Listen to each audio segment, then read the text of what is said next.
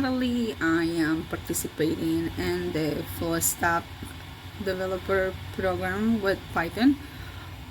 So far, I think the class is going okay.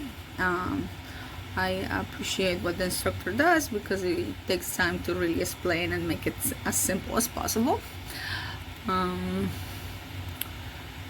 On the side, I do have a little bit of prior experience, but it was more with front-end developers, so it's actually pretty cool just to be able to connect the dots better with this experience and hopefully, break into doing something and, improve the quality of care that I provide. I think technology is becoming a big part of it, so that's why I'm taking this class. Other than that, the instructor is pretty receptive for questions and reaches out. So other than that, I think everything's going good. So thank you, Sanu.